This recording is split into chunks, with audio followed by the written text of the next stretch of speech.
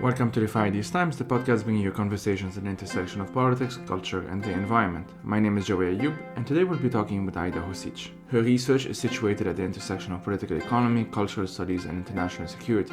We spoke about a recent long blog post that she wrote for LSE. It's called Dayton, WPS, and the Entrenched Manliness of Ethnic Power-Sharing Peace Agreements. We spoke about a number of things, really. We spoke about the 1995 Dayton Accords and its context, and as well as the gendered impact of these accords. We got into a bit on the Women, Peace and Security, or WPS agenda, its background and why it matters. Then we did a number of very interesting comparisons, in my opinion, like Bosnia and Belgium, which many people I think don't really think about, but also Bosnia and Lebanon. It just so happens that I'm from Lebanon, Aida is from Bosnia.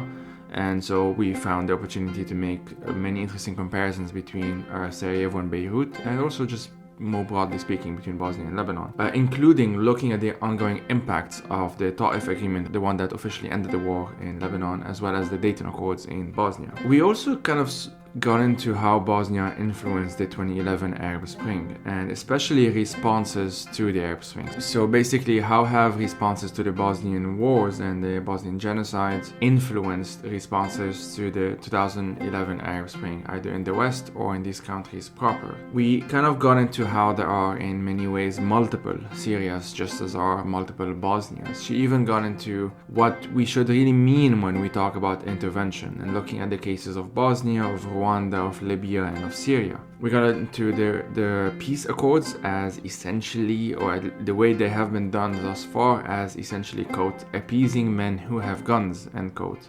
We also got into a recurring theme on this podcast, i.e. the simplistic quote-unquote anti-imperialism that many people on the left seem to continue to engage in. We then got into big powers politics, how the EU sees Bosnia, how the EU and what I would call Fortress Europe, how they have been viewing quote-unquote foreign peoples, especially in the case of the migrants and refugees struggling through what is called the Balkan route. Finally, we sort of concluded in how gender analysis also helps us focus on, quote, who else is missing. So in a way of applying gender analysis beyond just gender. So that's today's episode. This episode was first published for monthly Patreon supporters. To become a monthly Patreon supporter, please head out to patreon.com/firethesetimes. That is patreon.com/firethesetimes. Or check the website for other methods. And if you cannot donate, you can still support this project by sharing with your friends and family and leaving a review on Apple Podcasts, Spotify, or wherever you get a podcast. The music of this podcast is by Tara Beat. Thank you for listening and take care.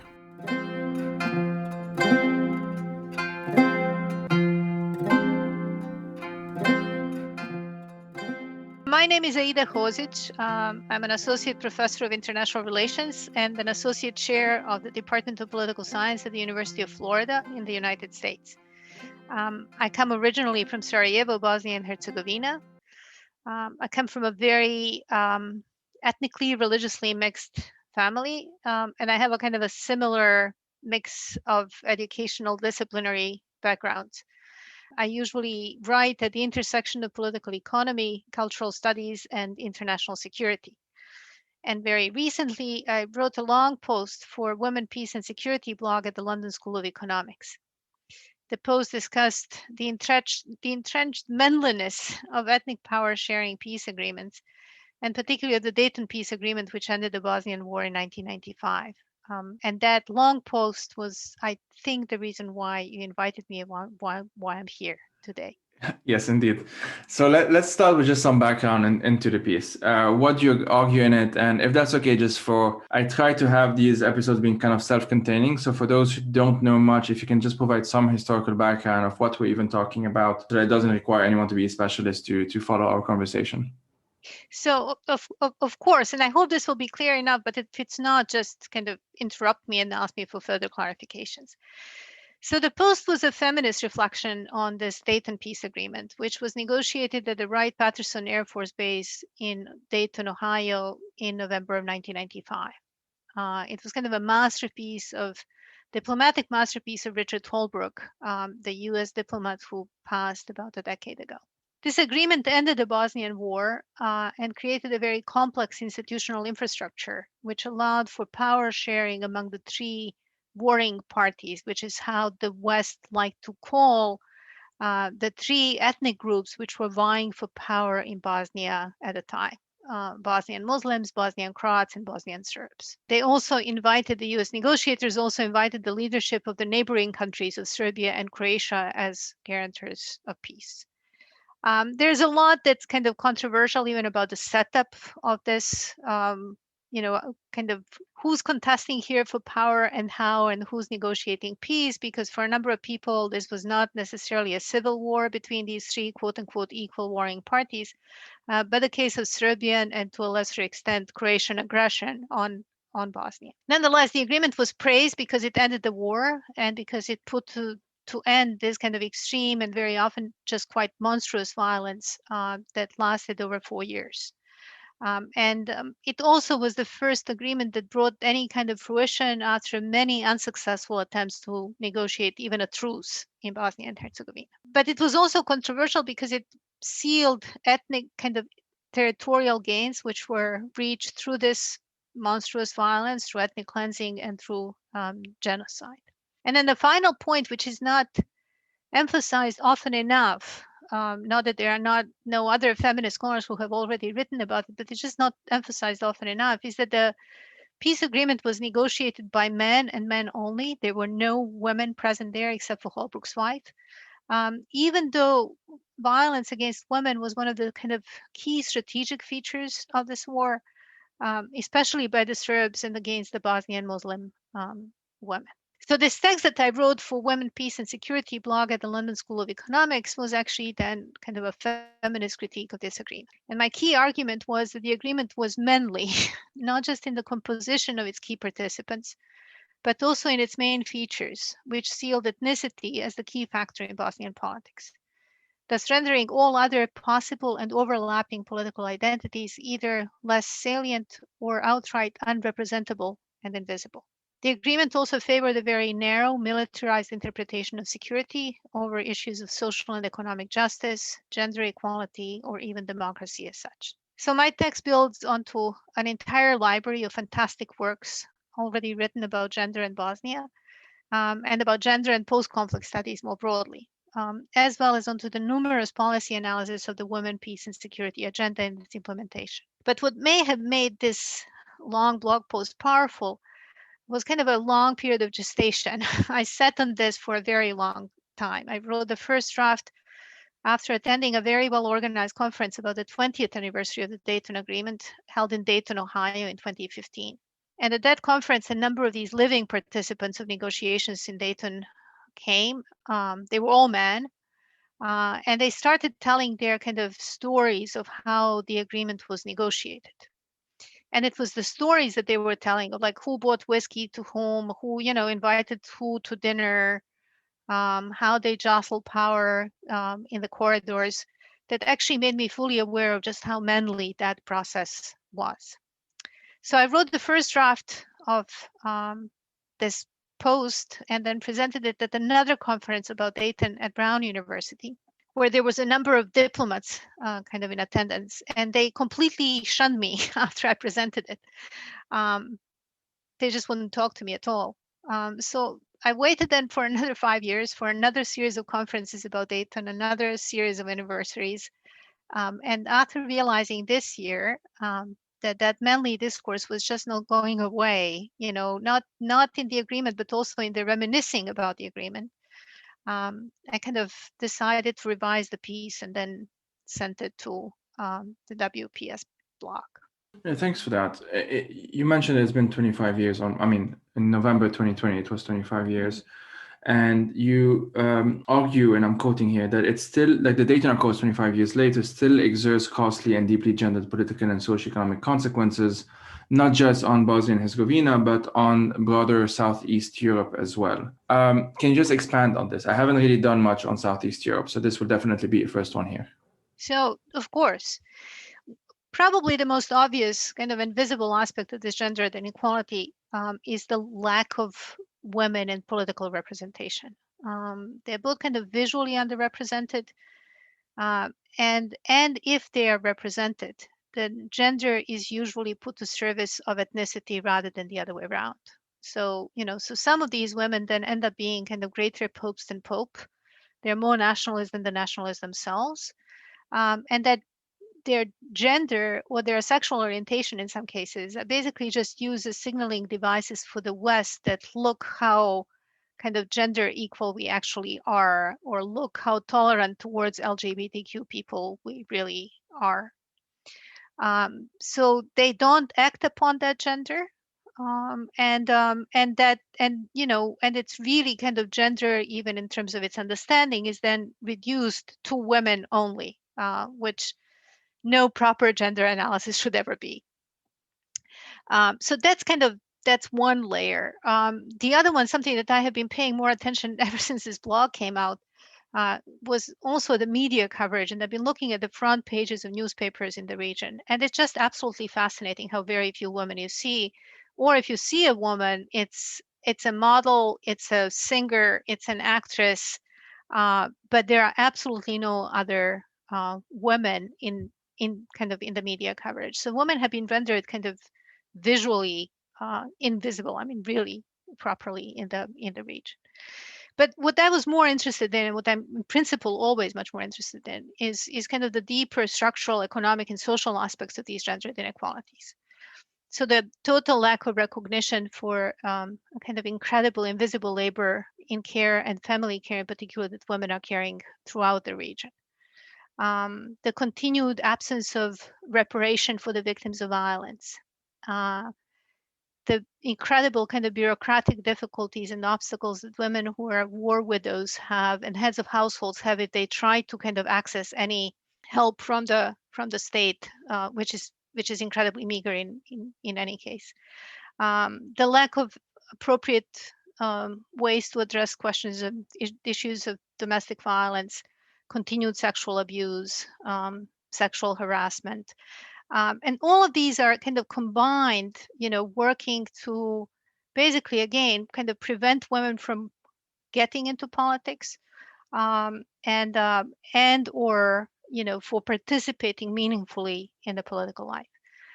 So I was just recently in one of the webinars about kind of women in Bosnia and remembering Srebrenica, genocide in Srebrenica. What I was trying to say is women are invisible not because they're not doing enough. I mean, that kind of the lean in aspect of Western feminism just doesn't work in this context. Women are not visible because they're doing way too much. They are carrying such a burden, that actually kind of the question of visibility and appearance is not on their radar. And that works nearly throughout. I mean, it really works throughout the region. Whether it's Croatia, which has already accessed kind of the EU, or it's Serbia, Bosnia, Kosovo, Macedonia, Albania. I think this is fairly uniform. And again, it's not for the lack of trying. It's not for the lack of activism on the women's part, or for the lack of their participation, but on their own terms, which is actually taking place.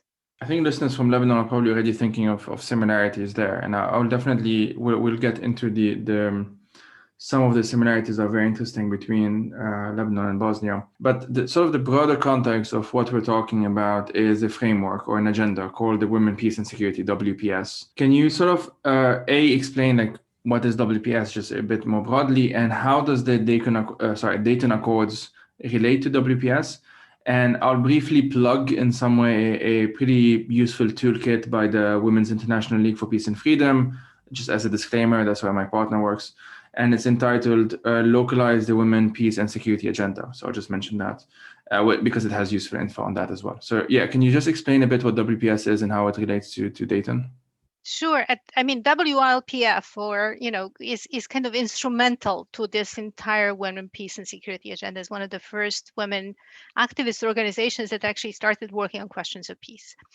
So, women, peace, and security agenda is kind of the result of a century, I think, if not more, depends on how we count, of women's activism, which is related to peace and to peace processes.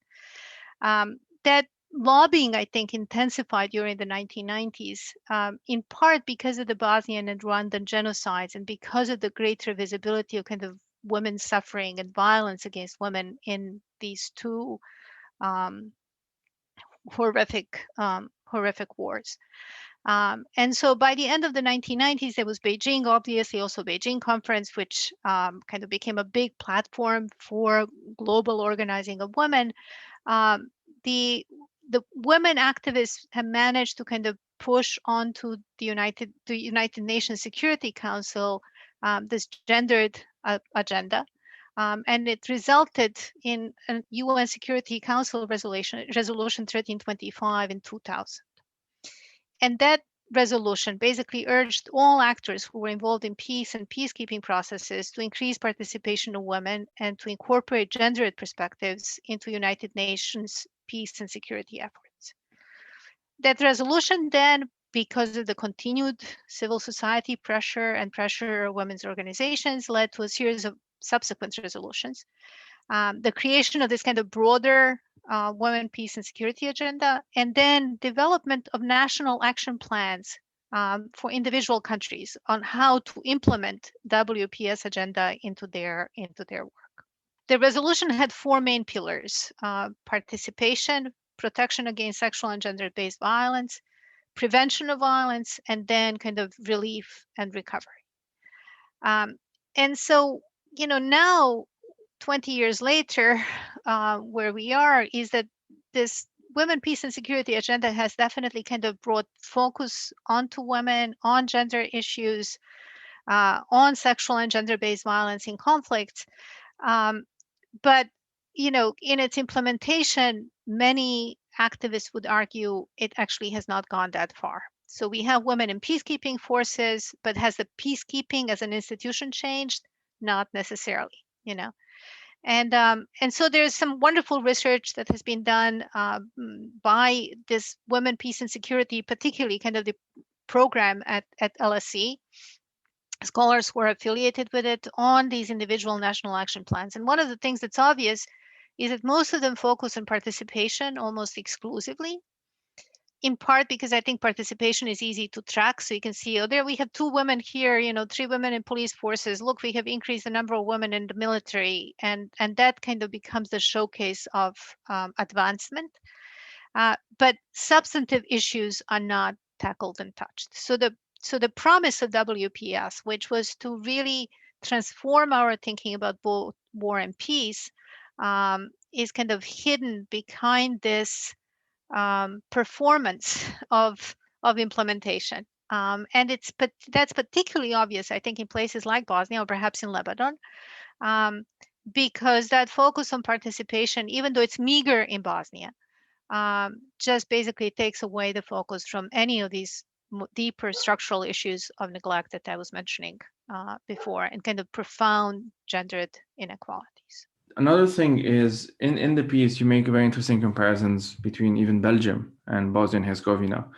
The argument that you're making, and I'll ask if that's okay to also expand on that, is that institutionalized ethno-religious divisions have a high human cost. So it's not just a bad idea, very, broadly speaking. Mm-hmm.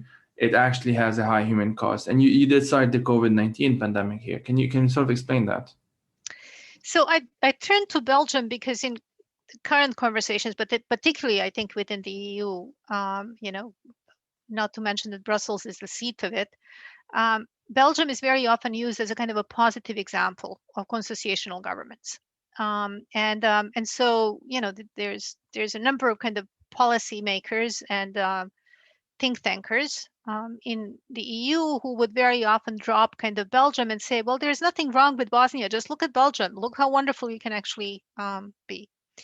And so I did look a little bit more closely then into Belgium, thinking, well, this is not necessarily right. Even though Belgium, yes, has these very complex political institutions which enable power sharing between the Dutch-speaking and the French-speaking and also a small portion of the German-speaking communities. It's also, by many, it's characterized as a very deeply flawed democracy. It has also been kind of riveted by scandals over and over and over again. And so I wanted to underscore that these power sharing agreements and consociational agreements can actually kind of create very similar pathologies, whether you're centered in the kind of European metropole or you're somewhere on the periphery. And so some of these issues, which you can find in Northern Ireland, in Belgium, in Bosnia, is that they have these multiple and overlapping layers of government. They have bloated public sectors. They have rampant corruption and organized crime.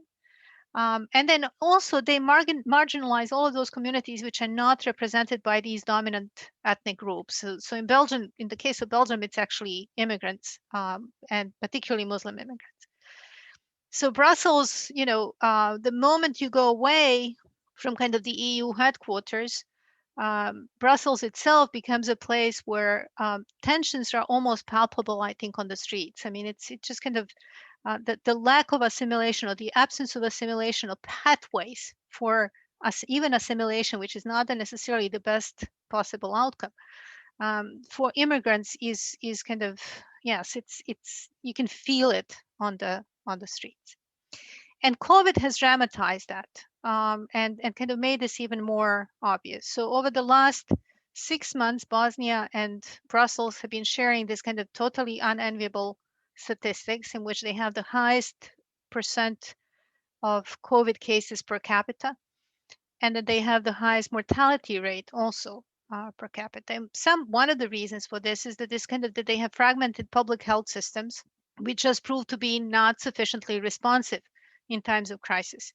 They are underfunded and they are very often inaccessible to outsiders, but then also sometimes even to the insiders. And so the situation in Bosnia, Belgium has kind of improved a little bit, even though once again, it's paradoxical almost how high that percentage was, even vis-a-vis Netherlands, which is just next door. In Bosnia, at the moment, the situation is catastrophic. It just really kind of, it's basically Bergamo and New York and combined, with the number of deaths per day in Sarajevo, which was kind of occupied under the war, during the wars in the 1990s, had the longest siege in modern history. More people are dying now per day than they did during the worst days of shelling. And the health system has completely and totally collapsed. And the vaccines have not yet arrived because these different kind of, strands of government could just not even agree on how to order vaccines in the first place. So the COVID amplifies then this kind of amplifies and exemplifies, I think, how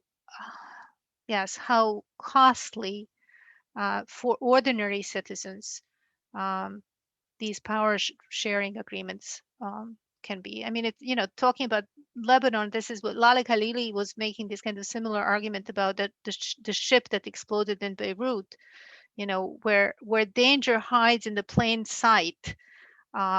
And leads to the loss of human lives again because of the totally ineffective kind of power structure.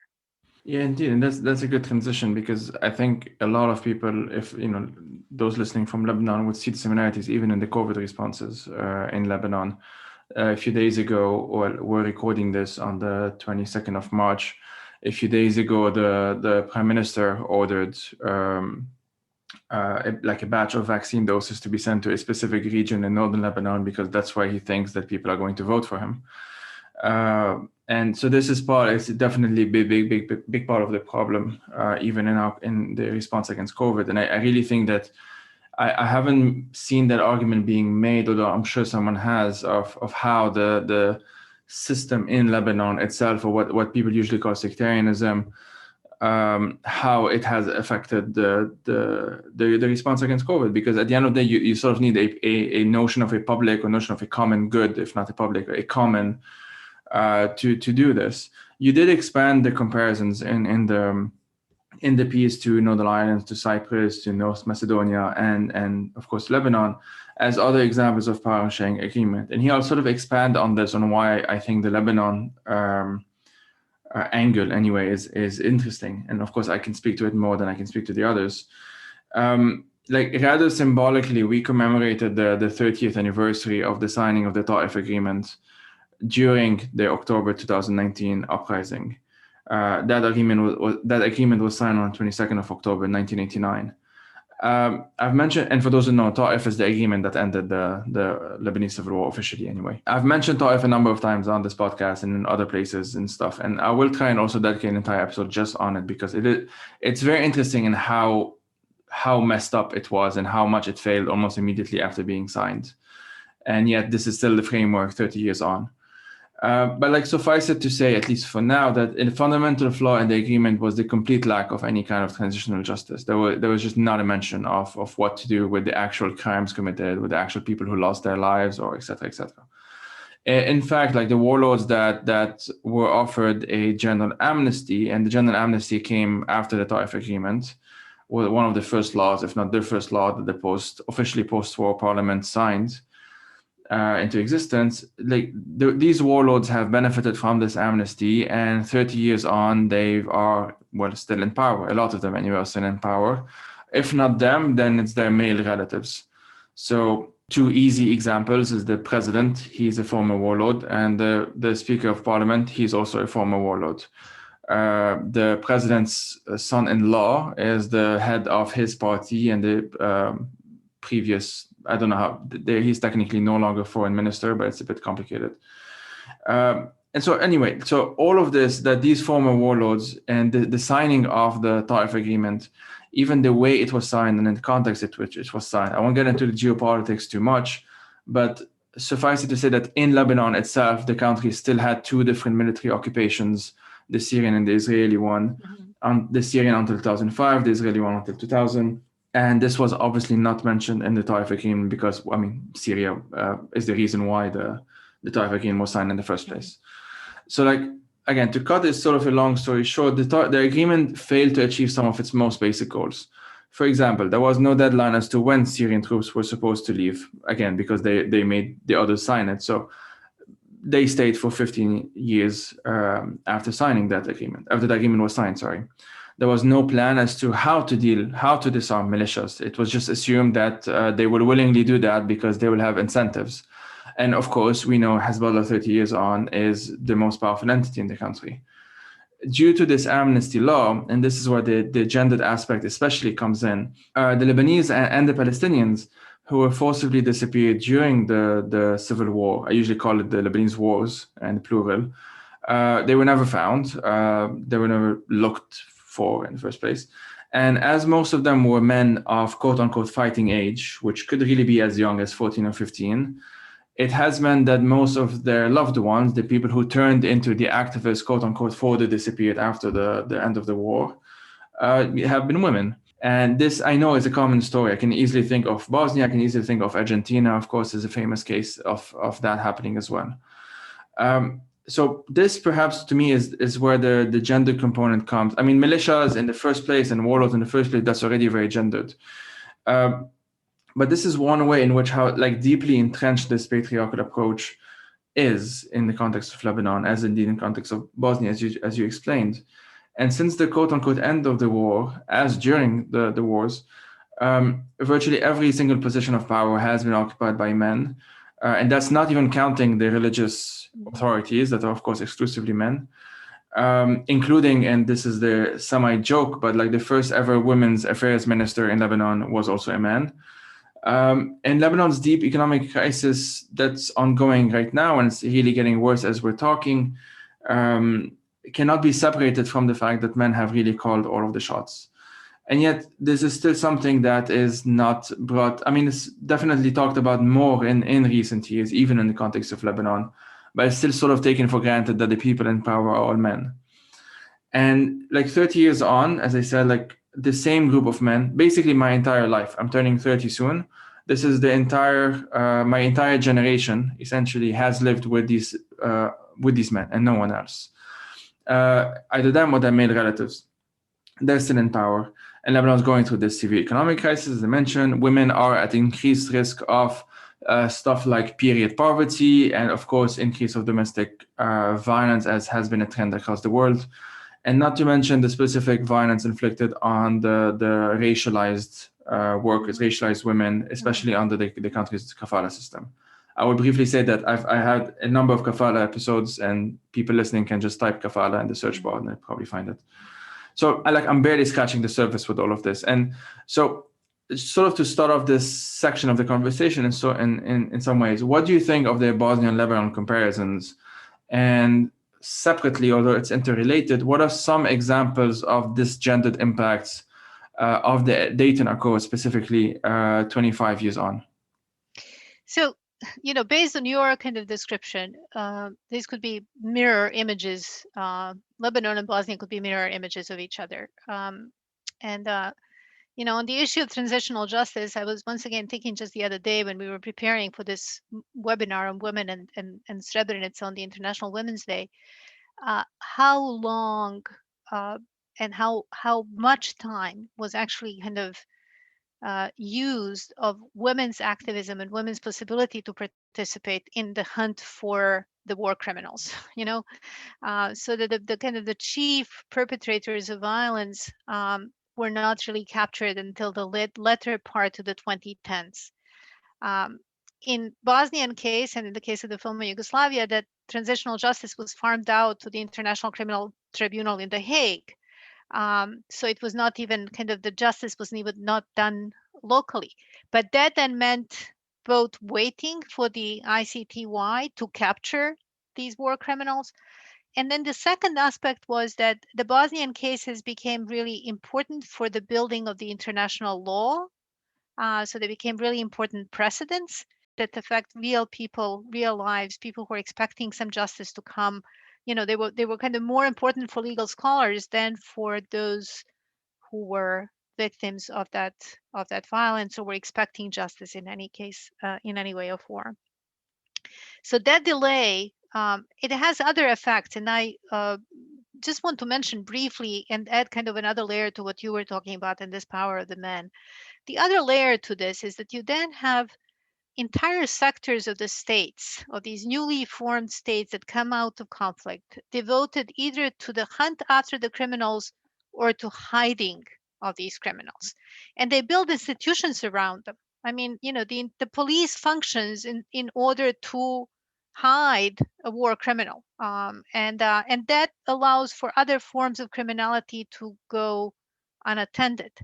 And so, in the kind of a Bosnian case, that post-war period became one of these, again, entrenched masculinities, but also different and new forms of sexualized use and abuse of women, including women trafficking, which kind of totally exploded, for instance, in the latter part of the 1990s or early 2000s as a problem. And it was not a local problem. It was also a transnational problem because it was fed by the international peacekeepers, the demand for women. But it reverberates then on how women in principle are treated in the society. So I think, kind of to draw these comparisons to structural plane, I think that they are very similar and that they have produced nearly identical afterlives. In international relations, we often speak of kind of the frozen conflicts. And so both Lebanon and Bosnia are examples of these frozen conflicts. And the way that these frozen conflicts are interpreted is they are conflicts where there are no clear victors and where this potential for eruption of violence is never too far beyond the surface. But I think that the freeze was intentional in these peace agreements. They were first of all, they were based on a flawed interpretation of conflict in the first place. They were interpreted as sectarian, ethnic, religious cases of religious violence. So they were viewed as idiosyncratic and as local, and as a product of something that's actually the asset of these societies. The conflicts were seen as a product of their rich and cultural and ethnic and religious diversity. So the international dimension of these conflicts was kind of negated. You mentioned Syria and Israeli occupation. In Bosnia, it was kind of the Serbian-Croatian meddling and aggression. Those aspects were neglected, and then not to speak of the broader kind of geopolitical superpower jostling that affected them as well. And so you end up with these power sharing agreements with local actors who are all men, and who have assumed the mantle of these various different aspects of ethno-religious nationalist politics, because they're really the perfect clients, I think, also for the great powers. And they continue to operate thanks to this kind of bizarre stability pledge, that they are On the one hand, the international community claims that it cannot find any other credible alternatives to these thugs because no one else can deliver. And on the other hand, there are these fears that the violence can break out again anytime. So they fetishize stability at the expense of any other possible aspects of politics. And so that becomes a real kind of catch-22 over time. It's kind of a traditional way of enforcing security, again, understood in this very manly way, through basically perpetual production of insecurity. Yeah, thanks for that. While you were talking, I really thought of two other comparisons or potential comparisons. One, it was a de facto policy in Lebanon after Ta'if to adopt in Arabic it's called La Ghalib La Maghlub, so like no victors, no vanquished, Mm-hmm. and that was the underlying policy essentially. But of course, like that, even that sort of hides the fact that there were people who were technically vanquished. For example, Precisely. in post-war Lebanon, Palestinian factions were all vanquished compared to their positions in the early 70s. Regardless of what people might think of that, that's just a fact. And of course, I'm not even talking about the civilian victims that are, obviously vanquished in that sense, and they weren't given any kind of recognition either.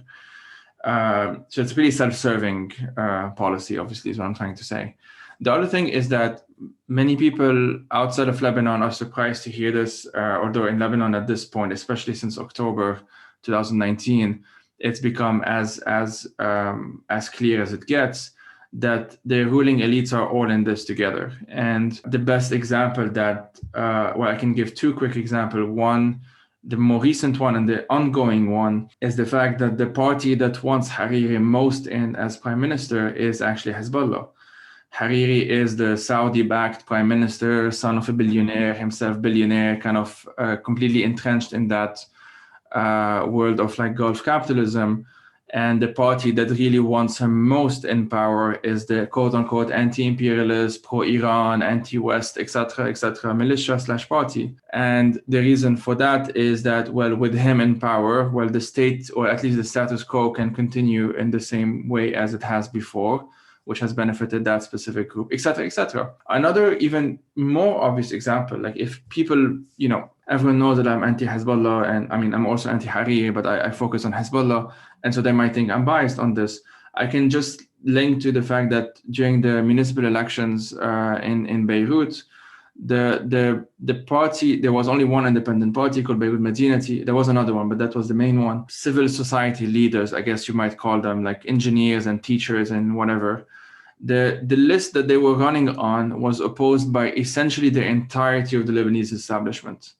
You had Hariri and Amal and the Free Patriotic Movement and whatever, they were all together, even though they are technically part of opposing coalitions, because they, of course, understood that they need to control the seats, at least legally speaking, in Beirut. So that's just like two examples of how this works as well. Another very interesting example that you make, and this is something that I sort of knew about, but not in detail, or not as much as I wanted to, is the impact of the Dayton Accords on the 2011 Arab Spring, at least in as far as Western governments were concerned. And here I'll read from your write-up on this. Quote, "Many US politicians, including President Joseph Biden, diplomats and academics, have created effective links with Bosnia and the Balkans, which now serve as formative experiences for their research/practice and the lens through which they observe other global conflicts." So it was Bosnia, which apparently loomed behind the US and the UK's decisions to intervene in Libya in 2011, but also behind Western indecision to decisively aid opposition forces in Syria, when President Obama famously said that, quote, "former farmers or pharmacists or teachers," end quote, "were not hardened enough as fighters to be credible and therefore worthy of US support," end quote. So the Libya one, I think, link is sort of more, not more well understood, but in the sense that people who opposed intervention in Kosovo, let's say, tend to oppose intervention in Libya. The kind of the same chorus of opinions more or less fall in line on this. Whereas in Syria, which is problematic, don't get me wrong, but whereas in Syria, the link, I think, isn't really well understood, despite the fact that it's been 10 years now. And at least I haven't really come across that many nuanced takes when it comes to this. The attitude that Obama had, which is pretty well known in my, let's say, my circles, but still surprises a lot of people who probably still believe that America just intervened in Syria to, kind of this anti-imperialist mythology when it comes to Syria. That Obama's attitude towards Syrian rebels is often ignored, as I said, in these debates around anti-imperialism, etc., etc. It is basically assumed that they just intervened, and it's basically that they did in Syria what they did in Libya. Again, regardless of what people think of what happened in Libya, I'm just trying to be nuanced here. What I'm trying to get at is that, we might argue, and I think accurately so, that there are multiple Syrias in the way Syria is thought about, just as there are multiple Bosnias. You described the Bosnia of many US politicians. So that's the one I'm a bit more familiar with just by watching a bunch of movies on Sarajevo.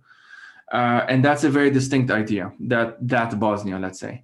There's also the Dayton of the Bosnian political elites, or we might say the Bosnia of Bosnian political elites. And here I can definitely compare it to the Ta'if of these Lebanese political elites compared to the Ta'if of ordinary civilians in Lebanon, Lebanese or non-Lebanese for that matter. There's, of course, also the Bosnia of ultranationalists, Serbian ultranationalists, for example, or the Bosnia of some segments of these authoritarians that I sometimes focus on, whether on the left or especially on the far right, who both erase any kind of native agency in favor of, ideological posturing.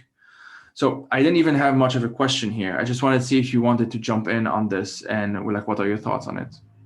Yeah, let me first start by clarifying one aspect of the kind of Bosnia quote unquote intervention, though I will very quickly dismantle that idea that there was an intervention in Bosnia. But that Bosnia, when it's used in these US diplomatic circles as an example of something, it's used as an example of quote unquote coercive diplomacy or muscular intervention.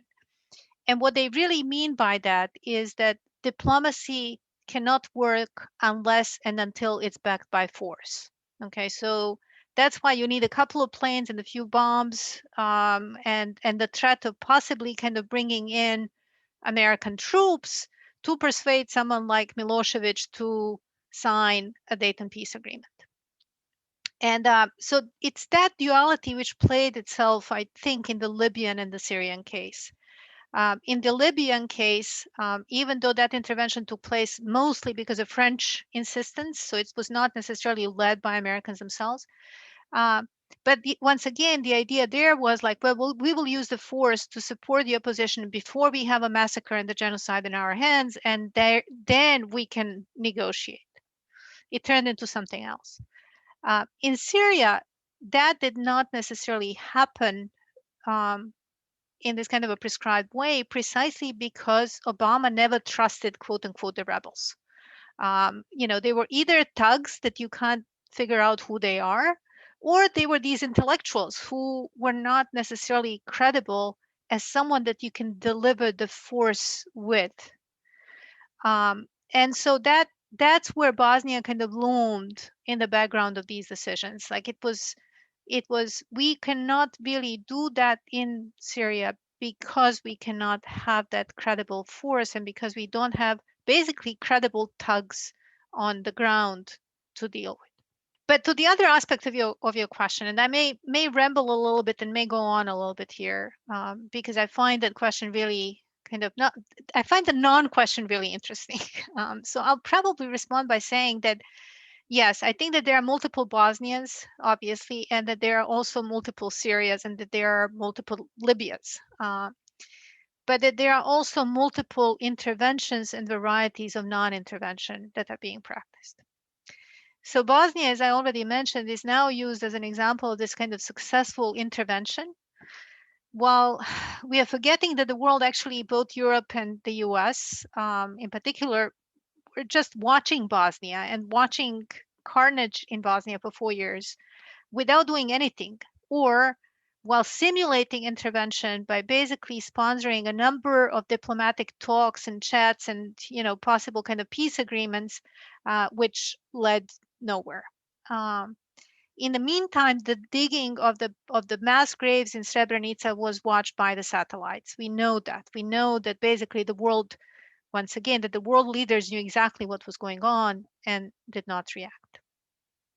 So that then poses the question of like, what do we really mean by intervention? We know very well that there was absolutely no intervention in Rwanda to stop the genocide. But Belgian troops and the UN, under the flag of the UN, were actually there. There was also outside support for the Operation Turquoise, which preceded the genocide.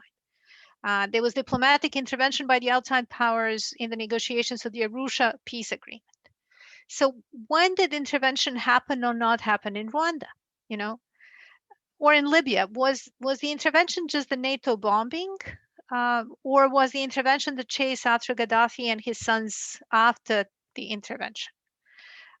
Do we think that intervention is happening only when the US or the EU or NATO are intervening?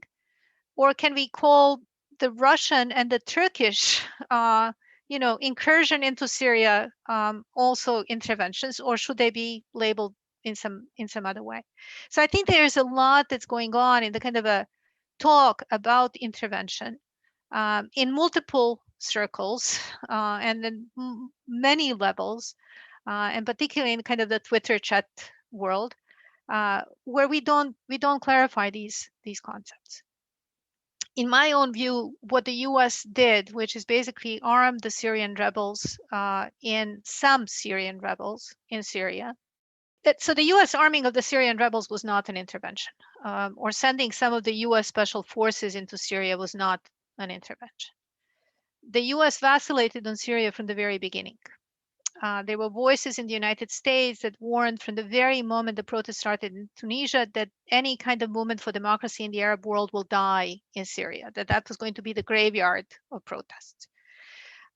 Syria was simply kind of perceived as way too big, too complicated, too beholden to Russia for any troubles and credibility. Who could the power be turned to in Syria if not Assad? And so quickly, I think Syria was turned, at least kind of once again in the media chatter and in the diplomatic chatter, into this another unreliable spot of tremendous cultural and religious diversity, where no one could be trusted. And therefore, it was not suitable for intervention or for any kind of transparent risk of American lives. So I think in the conversations about intervention again, I think the anti-imperialist, non-interventionist left, the ones who would be against Kosovo and against Libya, and are against now kind of doing anything regarding Uyghurs in China, usually make a huge mistake by denying the reasons for any kind of intervention at all. They always assume that calls for intervention are based somehow on false premises. In my world, at least, I know very few people who would simulate genocide upon themselves just to grab attention of the kind of world media or of the world powers. So that kind of the denial of actual violence that may be calling for intervention is something that unifies the anti-imperialist left. On the other hand, personally, I have no hopes in altruistic interventions either. These military machines, and especially the military machines of the world's largest powers, they just don't move in order to protect innocent civilians anywhere. The US moved in Bosnia and Kosovo only once it became obvious that what was at stake was really the US-European relations, the future of NATO, the credibility of the US post-Cold War leadership. Otherwise, there would be no data. So I think it's very dangerous, in my view, particularly for those actors who are structurally weak in global politics, to build their hopes of kind of regime change on the sympathetic actions of great powers. We've seen that with Syrian opposition. And even if and when it happens, that the great powers come to their aid, they will usually kind of treat them only as a sideshow in some bigger political global geopolitical spectacle over which these local actors will then have very little control. I love the work of Walid Raad, Lebanese artist who works here in the United States, who has produced these kind of very eerie maps of Beirut, where he colors the bullet holes and walls in Beirut, giving different color for different country of origin of the manufacturers of these bullets. So the walls then become kind of dotted with Russian, American, German, Chinese, et cetera, colors and bullets. And so when I think of intervention in contemporary wars now, I think of that, of Walid's work, instead of kind of seeing clean and surgical interventions, which is what people are usually hoping for or fearing for the sake of protection of human lives. I just see this kind of these bullet holes mapping the world's greatest powers. And I view most of us as targets in that mapping rather than kind of objects of sympathy or compassionate intervention. Yeah, I definitely agree with that. And a way of you definitely. So I wanted to transition to the multiplicities of something that is otherwise thought of as singular. So like as you mentioned, like multiple Syrias, multiple Bosnians, multiple Libyas, etc., etc. To kind of go back to the specific in some ways, if we can focus a bit more on the many Daytons, kind of expanding that idea a bit more, just because this definitely falls into my own thinking as well as the many thought-ifs and that, and I think I would be able to engage on that. So can you explain a bit more? I know you already did, but let's expand a bit more on what we mean when we talk about the many Daytons and what are these many Daytons. So what I argued in that text was that there were at least 3 Daytons. There are probably more, but for the sake of an argument, there were 3. So the first one was this Dayton of the U.S. diplomats who see it as an example of coercive diplomacy, muscular intervention, and who also tend to view Dayton as one of the greatest diplomatic achievements of the U.S. post-Cold War foreign policy. That in itself is a really interesting statement because they're basically implicitly then saying that everything else was a failure, but be that as it be. The second Dayton, which I described, was the Dayton of the Bosnian political elites who perpetuate fear and insecurity in order to keep themselves in power. And they need each other in that game, just like you were describing with Hezbollah and Hariri. And then the third Dayton is the one of kind of everyday life in Bosnia, which I think probably can be described as just muddling through, or as I suggested earlier in relation to COVID, as an absolute tragedy. But what's probably most interesting and important here is the symbiotic relation between the first 2 Daytons, the kind of the world of US and EU diplomats, I think, and the local elites, and the way in which they sustain each other in that game and in the power, while simultaneously kind of excluding everyone else. Yeah, and so what I kind of wanted to do before moving on to the next question is just think out loud of how this can actually apply to the Lebanese case, because I can easily argue that there is a ta'if of the diplomats or the politicians. And pre-2005, when the Syrian army was forced out of Lebanon, the Syrian revolution after the assassination of Hariri, the father of the current Hariri, pre-2005, this would have been the ta'if of Syria and Europe, for example. People tend to forget now that France, for example, was on pretty good terms with the Assads. Just as, I should say, like Berlusconi and Gaddafi were very close, etc., etc.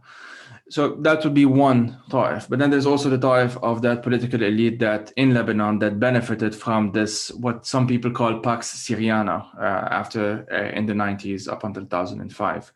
And this includes, as I said, Hariri, who was actually close to the regime before falling out with them, which ended up with his assassination in 2005. But then, and this is where I will transition to the next question, there is a ta'if of just ordinary people in Lebanon. So some of the obvious examples I mentioned before is just the families and the activists who are in that who work with that cause of, like, quote unquote, the disappeared. Ghassan Halwani, who is a Lebanese director, himself, the son, like his father was one of those forcibly disappeared in Lebanon, one of the communists who were forcibly disappeared.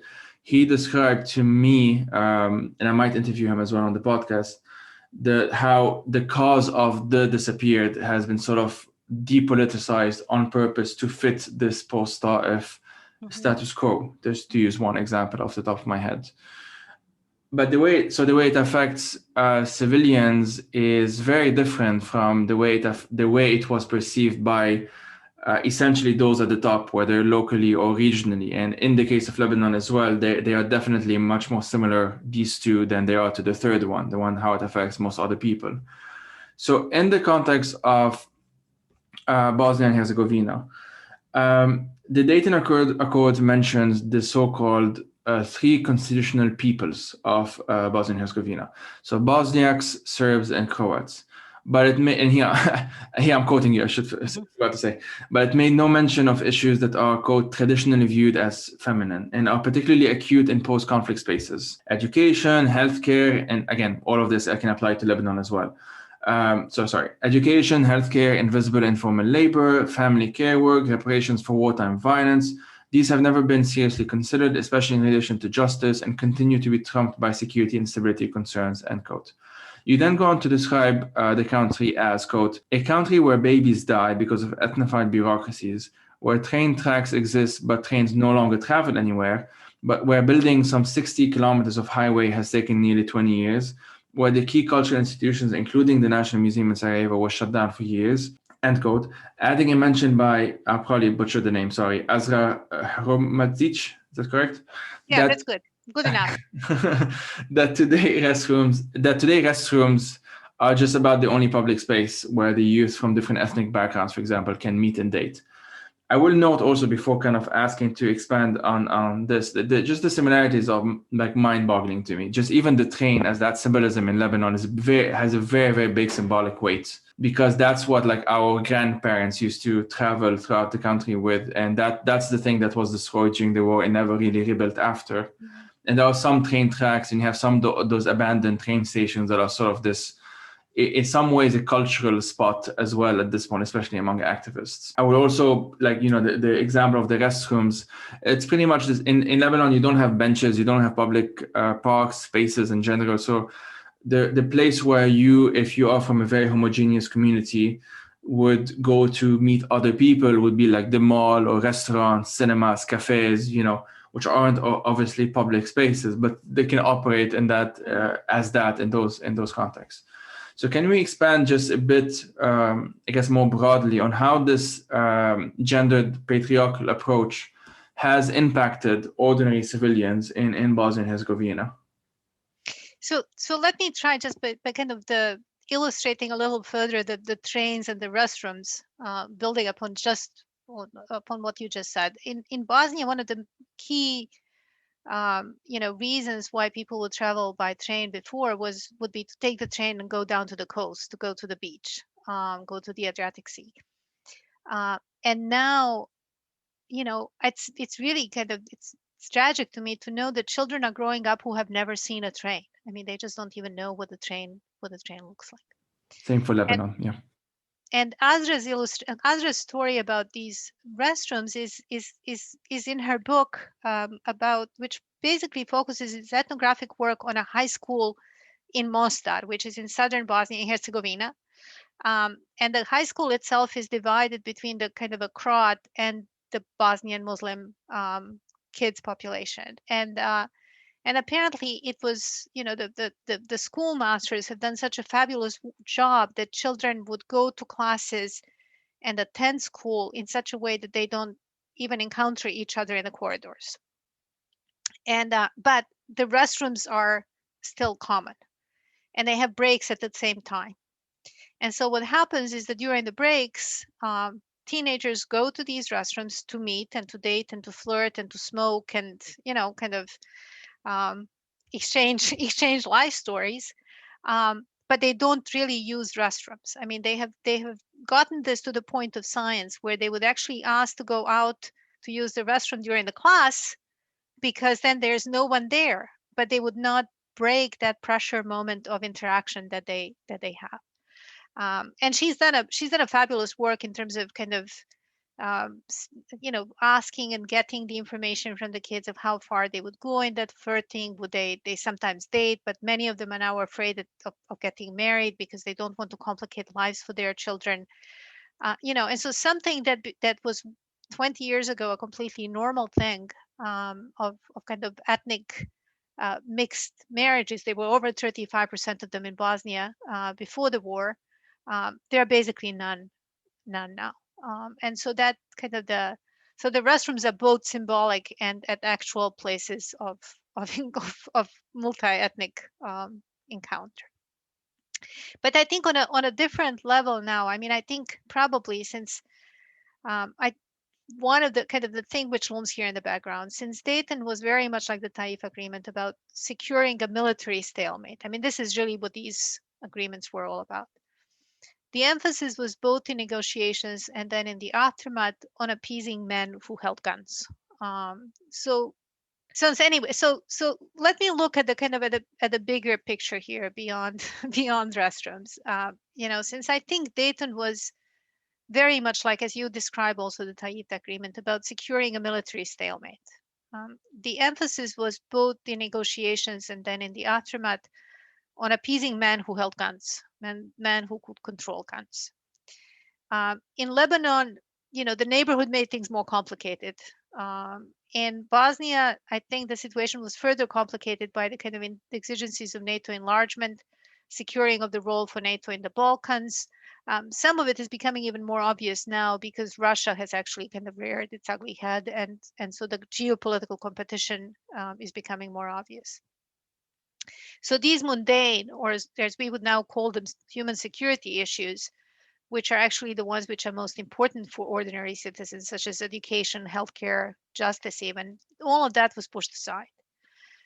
Even economic recovery in Bosnia was engineered in such a way that it emphasized infrastructure and shady privatization, which then privileged these manly elites who controlled guns and who could guarantee the peace agreement. Informal economy, which ranged from completely illegal stuff like that organized trafficking of women that I mentioned in the beginning, or other forms of organized crime, to, on the other extreme, I think something like undeclared employment, working, on the black market. That entire kind of informal sector was criminalized without any such differentiation. So that basically it hurt very often women who were working in these informal sectors. How people adapt. They adapt by, as I mentioned before, by muddling through or by leaving. Those who are muddling through are very often dependent on these ethnified political parties, on clientelism, on patronage, because they dole out these public sector jobs as a prize for loyalty, for political loyalty. Those who are leaving, on the other hand, leave and then send money back home. In Bosnia, the war has produced, I don't know how big is Lebanese diaspora, but I know it's huge. Bosnian diaspora produced nearly 2 million refugees who are now kind of sending remittances back to Bosnia. So statistically, like 56% of Bosnians now live abroad. And then more recently, since 2015 in particular, additional tens of thousands of people have left. And interestingly enough, many of them are medical workers because that's what the EU kind of has a demand for. So they're leaving Bosnia to find employment in Germany and Sweden, and leaving that impoverished healthcare system even more impoverished of that human capital. And then remittances, when they come back, they usually employ basically women in care work for the elderly who were left behind, or they sustain households which were struck by unemployment. So even this kind of a shadowy economy, which really is the only alternative, I think, to this public sector, and which is produced and kind of reproduced through various forms of migration, becomes then highly gendered. So you have this dualism, which in Bosnia itself really does not. It allows for the enrichment of a very few and this kind of literal muddling through for most of the rest of the citizens. So along similar lines, I'll sort of just make a note of something that you also wrote, because the parallel to Lebanon for me was quite something. So, okay, we mentioned the two Daytons. We spoke about those. Here I'm quoting, their common interest is in maintaining the political status quo and exclusion of all other actors who could threaten their positions in power. Their achievement, again, so that of the diplomats and the Bosnian political elites, their achievement and the standard of political/democratic practice is that, quote, people are no longer killing each other, end quote. Hence, when people, those others unrecognized by the Dayton Peace Agreement, happened to rise and demand more than, quote, not killing, end quote, from their political representatives, as was the case during the Bosnian spring of protests in 2014, the EU and the US response is to increase funding and training for Bosnia's surveillance programs and anti-riot police, end quote. So as with before, I can almost copy paste this paragraph and just replace it with Lebanon specific terms. I can mention that in 2014, when we were being tear gassed, that was French tear gas. A month later, when Trump unlocked $100 million of military assistance to the Lebanese state and to the Lebanese army, that was just a month after the crackdowns against those very protesters happened. And this, for people who have this very simplistic geopolitical understanding of Lebanon, for example, they might be surprised that this is happening, that $100 million are going to a state that includes Hezbollah from the Americans, for example. But that's just how the nature of these entrenched political dynamics are. The others, if we speak about others in the Lebanese context, wouldn't just be working class Lebanese or Lebanese of certain minorities that aren't represented politically, like Kurds, for example, to just use one example. But those would also be Syrians and Palestinians who in their xenophobic sort of imagining of Lebanese-ness or Lebanese identity, they tend to be perceived as exclusively male. And, in addition to migrant domestic workers that are almost exclusively women, not just imagine, but like actually exclusively women or almost exclusively women. These groups have been even today worst hit by the ongoing crises, but like at best they remain an afterthought. Like even in these international discussions about how to save Lebanon or whatever, which I have a lot of issues with already, but even in those discussions, there's almost never any mention of what to do with 300 to 400,000 migrant domestic workers that are basically stuck in the country and their salaries are utterly useless at this point, et cetera, et cetera. And yet, after all, when our sort of spring, to use that metaphor, happened, it was in October, that was also used as an excuse to just ramp up militarism with Western backing. And whenever the Lebanese government and like our former foreign minister would do this a lot, and that's why I would actually say that if you really want to understand how the Lebanese government works, just listen to what Gibran Bassil, the foreign minister, had to say. And that's because he would literally go to Europe and tell the Europeans, if you don't save Lebanon, you will have a refugee crisis on your hands. Mm-hmm. He would literally tell them that. And so they knew very well what the game was because they understood what the EU's priorities were in the first place. It's not that difficult to figure out.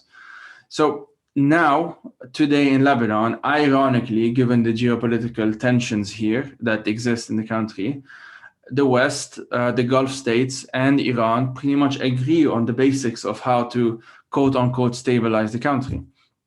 Of course, they would have their own preferred actors on how to do that, but the vision is more or less the same. So I just wanted to make a note of that. And I will ask you how a situation such as ours, Lebanon, Bosnia, etc., tends to be considered successful, quote unquote, simply because people are no longer killing each other. Can you sort of expand on that? Let me respond in two ways. Once again, let me kind of respond by directly responding to this very similar kind of situation, which is now developing in Bosnia with migrants and refugees who are traveling through Bosnia on a quote unquote the Balkan route to the EU. And where Bosnia, Bosnia is kind of a mini Turkey now, because it's the last buffer before the entrance into the EU, before kind of reaching Croatia and then entering into European Union, where thousands and thousands of migrants get stuck. And so European Union is sending money to Bosnia to kind of keep these migrants within its own borders. And one of our really incredibly brave colleagues, journalist Nijara Ahmetašević, has been working as an activist with refugees, but also kind of writing about them a lot. There was just a presentation the other day at Columbia University where she showed these photographs of what the camps, look like for refugees and migrants that are paid for by European Union. And as a survivor of the Bosnian War, she's basically saying this is the equivalent of concentration camps that we had in Bosnia during the war. And I'm not using that word lightly. And the migrants and the refugees in the current constellation of power, where you only have Serbs and Muslims and the Croats who are negotiating over power, much like The Romas were kind of local population, much like the Jews, who are, one of the constitutive peoples of Bosnia, not by constitution, but in terms of legacies and historical contribution to Bosnia. And then, still thousands of others who don't belong to any of these ethnic groups. But in terms of these kind of negotiations and the wrangling of the world and the cohabitation and symbiotics between the international and domestic, many years ago, I was actually planning to write on how conflict and post-conflict spaces are now being transformed into unwanted colonies.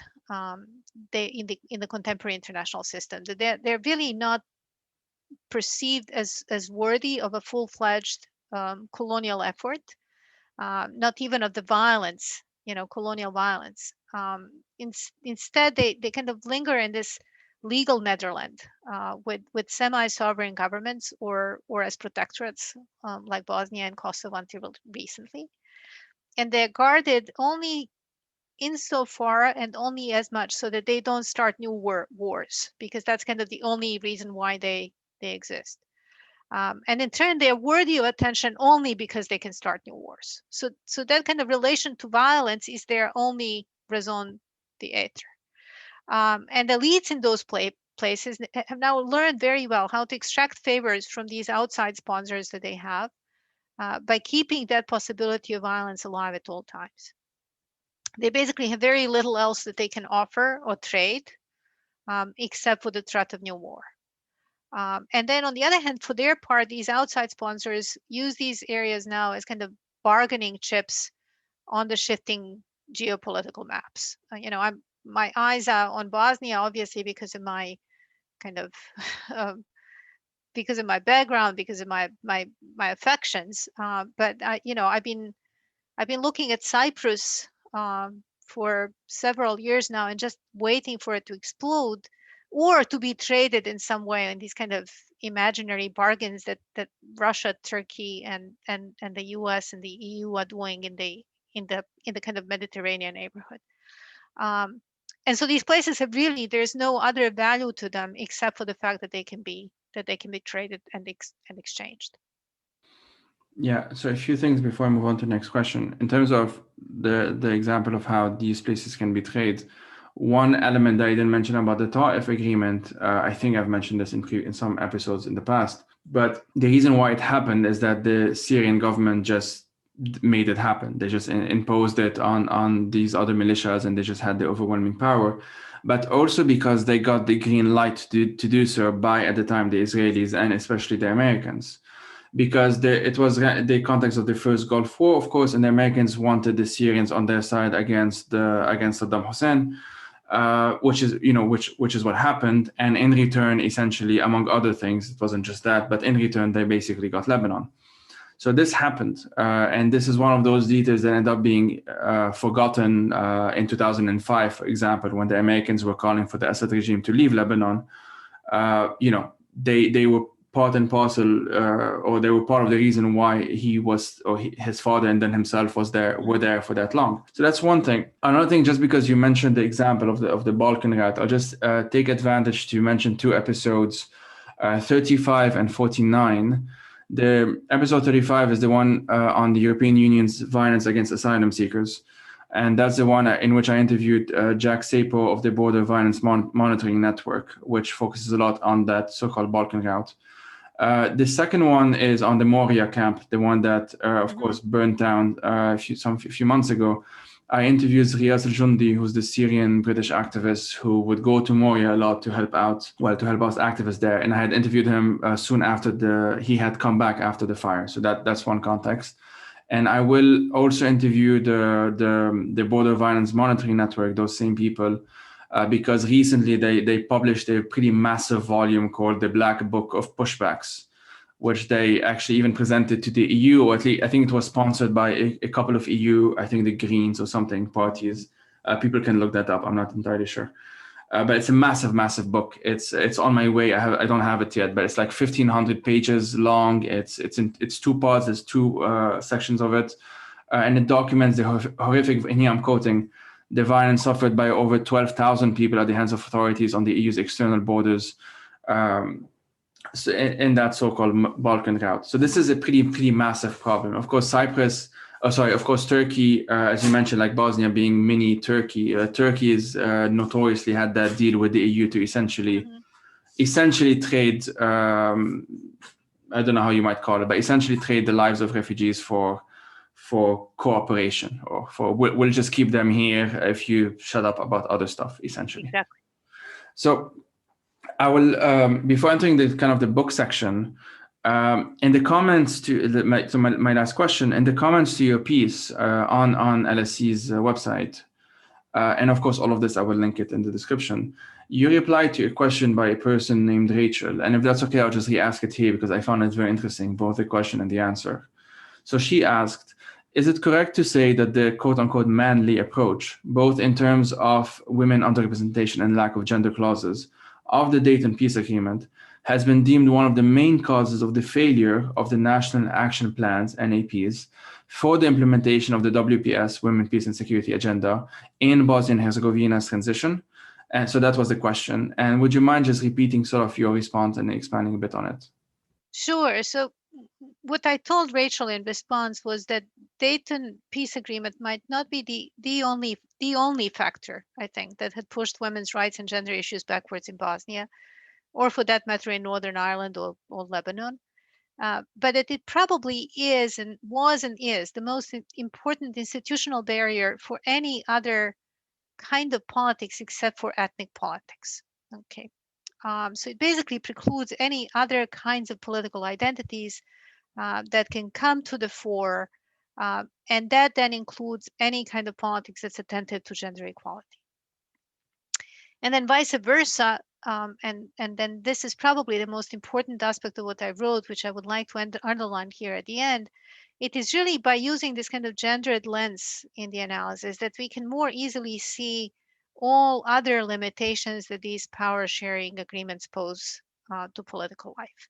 I mean, if we do that traditional kind of where are the women, and we realize how absent women are from this kind of public life and political life in these power sharing societies, that then enables us to see who else is missing and how many others are missing. So I don't necessarily use gender analysis only to focus on women, but really as a kind of a way of highlighting these huge gaps and tremendous inequalities in both in political participation, but also in terms of economic and social justice that are inflicted upon the population kind of as a whole.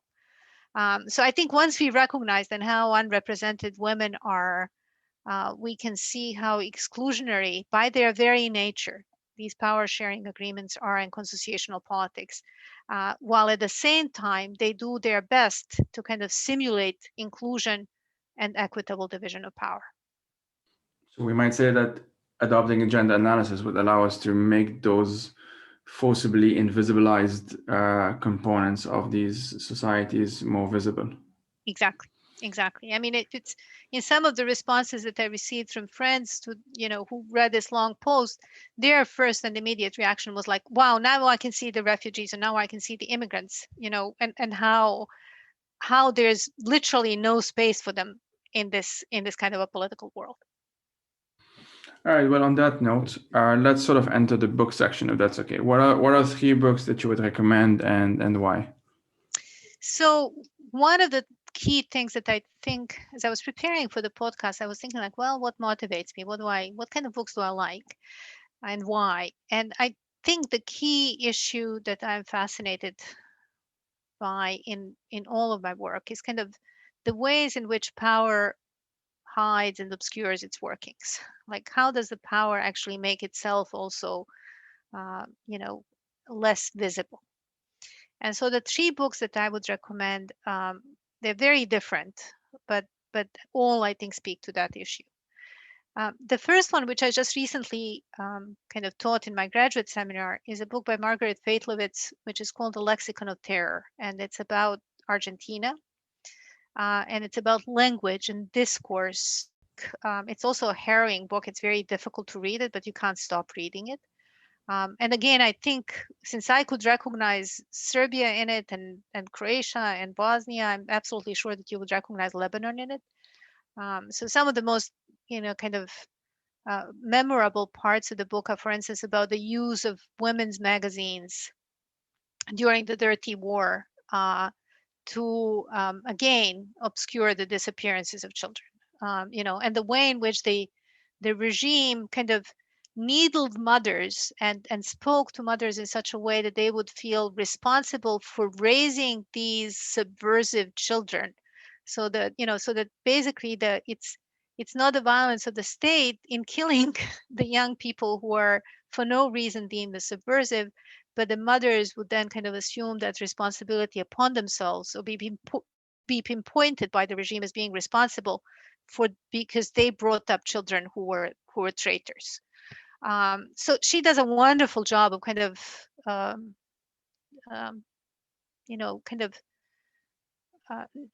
creating the texture of discourse and violence, and the way in which the regime hid its worst kind of atrocities from the people. The second book, which I love, and I was reading it a lot and rereading it and hoped that I would be writing about it during the Trump years in the United States, is Mikhail Bulgakov's novel called Master and Margarita, which describes the early years of the Stalin rule in the post kind of Soviet post-revolutionary Russia. And the reason why I love that book is because it does something that's, I think it particularly works for kind of the American context, where the tendency is to think about authoritarianism in black and white terms. To think that somehow authoritarianism has to be bleak. It's a world where everything is gray, where nobody's happy, nobody's laughing. And what Bulgakov does in describing that Stalinist world, it's a constant circus. It's actually kind of perpetual entertainment. And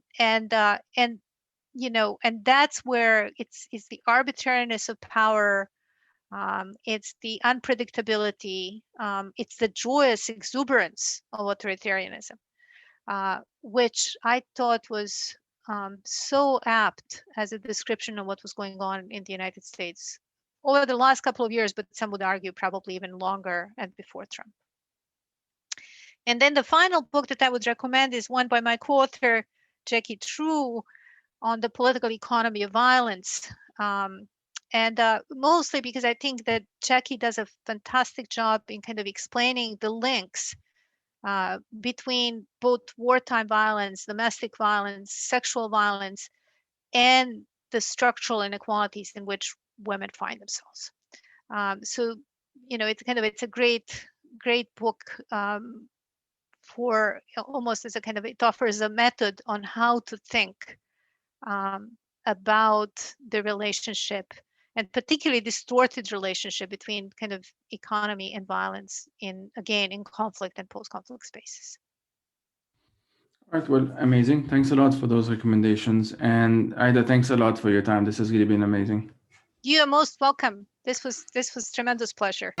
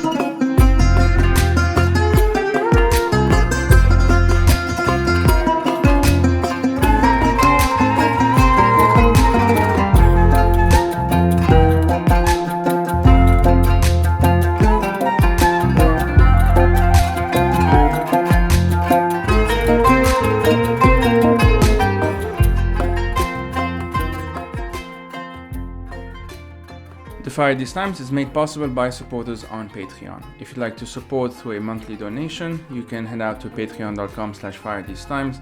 If you want to explore other options, you can do so by checking out the website.